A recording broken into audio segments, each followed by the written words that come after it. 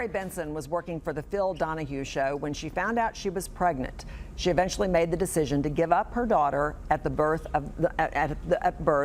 for another mother to raise her. And now she has written a compelling memoir, To Have and Not to Hold, the bonding of two mothers through adoption. This morning, Lorri, Anne, and their daughter, Kate, are all here to share their inspirational story. And I have to mention that as well, Kate has her own baby here, so we have 3 generations here. So glad to have you with us. Thank you. Lorri, I want to begin with you. A lot of mothers would wonder what was going on in your life and how did you make the decision to give Kate up for adoption?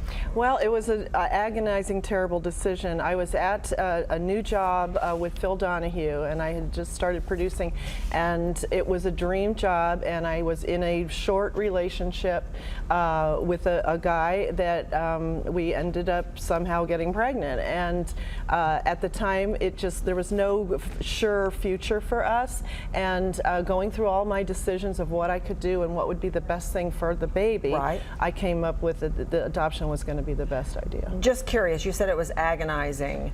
When you had Kate and you held her for the first time, you knew the decision had been made.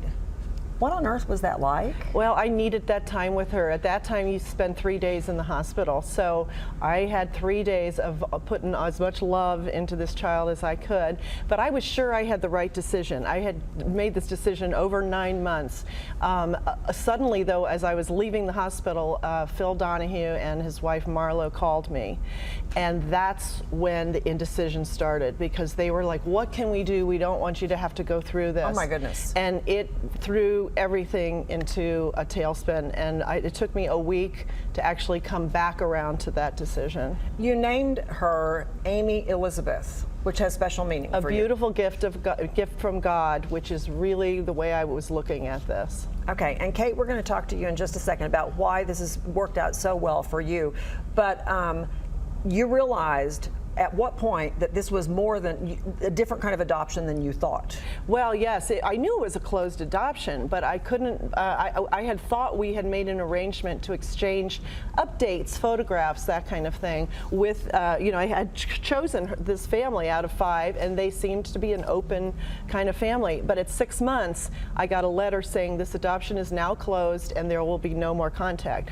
So all of a sudden, that was when the door closed on me, and that was a terrible emotional time. And it wasn't until Anne actually adopted a second child, the records were opened, and I was able to get a letter through. And what was it like for you to hold Kate for the first time?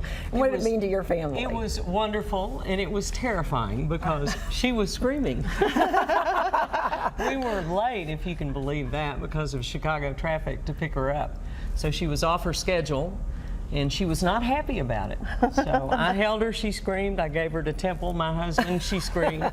And then finally we gave her to the baby nurse, and she calmed down. And by the way, we want to mention that y'all live in Dallas. Both Yes. of y'all live in Dallas. Okay, Yes. so Kate, how old were you when you found out that you were adopted? How did you learn all of that? You know, I don't ever remember a time when I didn't know, and I think that was, you know, really what's made a lot of this work so well, is that it just was life. That was just, you know, part of my story and part of our family. My dad was an adopted child, so my mom was the weird one because she was the only one in our family that wasn't adopted, so it's just part of our family. Okay, you initiated contact with Lorri when you were a teenager.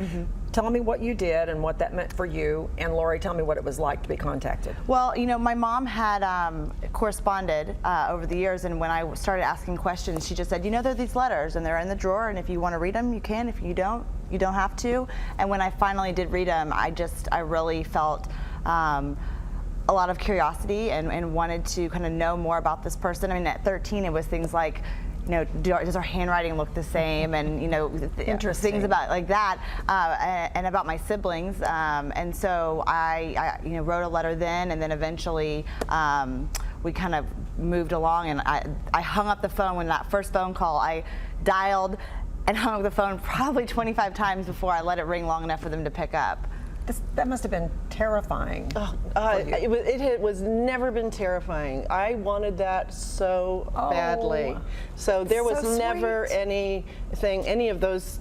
I just was so gloriously happy. It was wonderful. Okay, the reason for the book is because, and you said that Lorri you guys did everything right. So tell people what is in the book, what was right, and what turned out so well for Kate. Well, I think I did a lot of things right. I never wanted to tread on her. I mean, I'm not, you know, I'm just saying I did things right. Katie was so courageous and wonderful in everything that she did. You know, she embraced the family. She made it easy. But this woman did everything for Kate. She was welcoming, loving, open. You tell your philosophy, because I'm telling you, this is why I wrote the book. Well, thanks to Lorri, I come across as St. Anne in this book, and that's what we laughingly call me now, as St. Anne. No, I think the easiest part of having an adopted child for me was having had the experience of my husband being adopted, and his mother, Ida Mae Stark, wonderful woman, helped me figure out the best way to, quote, tell Kate she was adopted, which was from the time she was a tiny infant. So there was never any, with both of our adopted children, there was never any aha moment, we're adopted.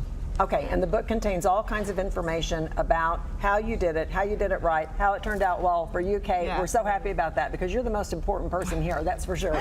And your little baby who's over there. So thank you so much for being here. And you wanted to tell people in the area that you'd like for them to contact you. Yes, this right? is a first in a 3-book series. The second book is going to be a collection from all over the country of adoption stories from the birth parent, adoptee, and adoptive parent viewpoint. So please send me your stories. I want to include them in the second book. Thank you so much for being here. We really appreciate all of you sharing your story. Congratulations on such a happy ending. You can go to LorriAntoszBenson.com to contact Lorri with your adoption stories and to get the book.